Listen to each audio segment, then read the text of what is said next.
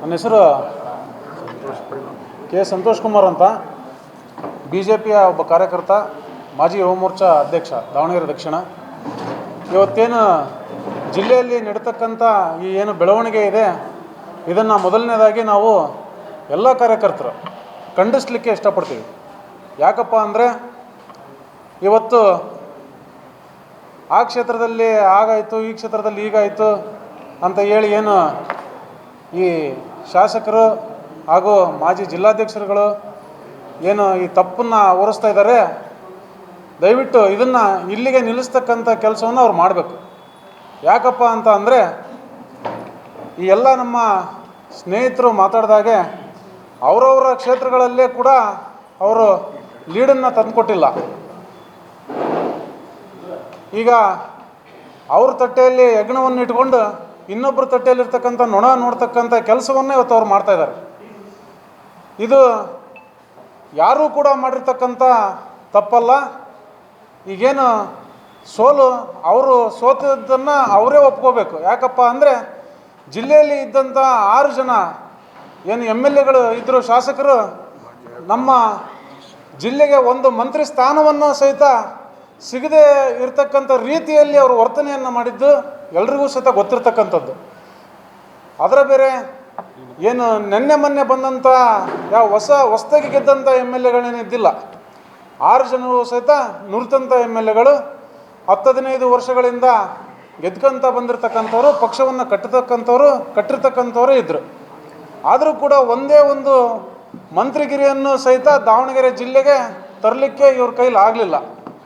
ಯಾಕಪ್ಪ ಅಂತಂದರೆ ಯಾರಾದರೂ ಮಂತ್ರಿ ಆಗಿಬಿಟ್ರೆ ಎಲ್ಲರೂ ಅವ್ರ ಮನೆ ಬಾಗಿಲಿಗೆ ಹೋಗ್ತಕ್ಕಂಥ ಸಂದರ್ಭ ಬಂದ್ಬಿಡುತ್ತೇನೋ ಅನ್ನೋವಂಥ ಒಂದು ಮನಸ್ಥಿತಿಯಲ್ಲಿ ಇದ್ದಂಥ ಮುಖಂಡರು ಅವರು ಮಾಡಿದ್ದನ್ನು ಅವರೇ ಉಣ್ತಕ್ಕಂಥ ಪರಿಸ್ಥಿತಿ ಇವತ್ತು ಬಂದಿದೆ. ಆದರೆ ಅದನ್ನು ಅವರು ಅರಗಿಸ್ಕೋಬೇಕೇ ಹೊರತು ಅವರು ಉಂಡದ್ದನ್ನು ಇನ್ನೊಬ್ಬರ ಮೇಲೆ ಕಕ್ಕಬಾರ್ದು. ಇವತ್ತು ರವೀಂದ್ರನಾಥ್ ಅವರು ಪಕ್ಷವನ್ನು ಕಟ್ಟಿ ಬೆಳೆಸಿದ್ರು. ಈಗ ಅವರಿಗೆ ಮಾತಾಡ್ತಕ್ಕಂಥ ನೈತಿಕತೆ ಯಾರಿಗೂ ಕೂಡ ಇಲ್ಲ. ಅದೇ ರೀತಿ ನಾವು ದಾವಣಗೆರೆ ದಕ್ಷಿಣ ವಿಧಾನಸಭಾ ಕ್ಷೇತ್ರದಲ್ಲಿ ಅಜಯ್ ಕುಮಾರ್ ಅವರು ಚುನಾವಣೆ ಟಿಕೆಟನ್ನು ತಂದಂಥ ಸಂದರ್ಭದಲ್ಲಿ ಯಾರ್ಯಾರು ಏನೇನು ಮಾಡಿದರು ಅನ್ನೋದು ಎಲ್ರಿಗೂ ಗೊತ್ತಿರ್ತಕ್ಕಂಥ ವಿಚಾರ. ಚುನಾವಣೆ ಮುಗಿಯೋವರೆಗೂ ಸಹಿತ ಅವರನ್ನು ಸೋಲಿನ ಬಾವಿಗೆ ತಳ್ತಕ್ಕಂಥ ಕೆಲಸವನ್ನೇ ಮಾಡಿದರೆ ಹೊರತು ಯಾರೂ ಕೂಡ ಅಜಯ್ ಕುಮಾರ್ ಅವರು ಗೆಲ್ಲಿ, ಉತ್ತರದಲ್ಲಿ ಲೋಕಿಕೆರೆ ನಾಗರಾಜ್ ಅವರು ಗೆಲ್ಲಿ, ಇವರಿಬ್ಬರು ಹೊಸದಾಗಿ ಟಿಕೆಟನ್ನು ತಗೊಂಬಂದಿದ್ದಾರೆ, ಇವರು ಗೆದ್ದು ನಮ್ಮ ಜಿಲ್ಲೆಯಿಂದ ಒಂದು ವಿಧಾನಸೌಧಕ್ಕೆ ಹೋಗಲಿ ಅನ್ನೋವಂಥ ಮನಸ್ಥಿತಿ ಯಾರಿಗೂ ಕೂಡ ಇರಲಿಲ್ಲ. ಅವರು ಅಂದ್ಕೊಂಡಾಗೆ ಸೋಲಿಸಿದ್ರು. ಆದರೂ ಕೂಡ ಇವರು ಎಲ್ಲೂ ಕೂಡ ನನ್ನನ್ನು ಈ ರೀತಿ ಸೋಲಿಸಿದ್ರು, ಇಂಥವ್ರು ಸೋಲಿಸಿದ್ರು, ಅಂಥವ್ರು ಸೋಲಿಸಿದ್ರು ಅನ್ನೋ ಅಂಥದ್ದನ್ನು ಎಲ್ಲೂ ಕೂಡ ಹೇಳಲಿಲ್ಲ. ಆದರೂ ಕೂಡ ಮೊನ್ನೆ ನಡೆದಂಥ ಲೋಕಸಭಾ ಚುನಾವಣೆಯಲ್ಲಿ ಅವರು ಬಹಿರಂಗವಾಗಿ ಪ್ರಚಾರವನ್ನು ಮಾಡಿದರು, ಇವರು ಕೊಟ್ಟಂಥ ಕೆಲಸವನ್ನು ಮಾಡಿದರು. ಎಲ್ಲ ಕಾರ್ಯಕರ್ತರನ್ನ ಕರೆದು ನಮ್ಮನ್ನು ಸಹಿತ ಕರೆದ್ರು.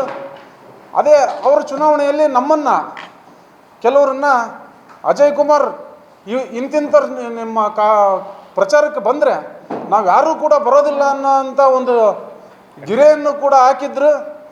ಆದರೂ ಪಾಪ ಅವರು ಮನನೊಂದು ನಮಗೆ ಹೇಳಿದರು, ಅಜಯ್ ಕುಮಾರ್ ಅವರು, ಇರಲಿ ಚುನಾವಣೆ ಈ ರೀತಿ ಐತೆ ಅಂತ ಹೇಳಿದಾಗ ನಾವು ಕೂಡ ಹೇಳಿದ್ವಿ, ಇರಲಿ ಅವ್ರು ಮಾಡಿದ್ದನ್ನು ಮುಂದೆ ಅವ್ರು ಅನುಭವಿಸ್ತಾರೆ, ನೀವು ಚುನಾವಣೆ ಮಾಡಿರಿ ಅಂತ.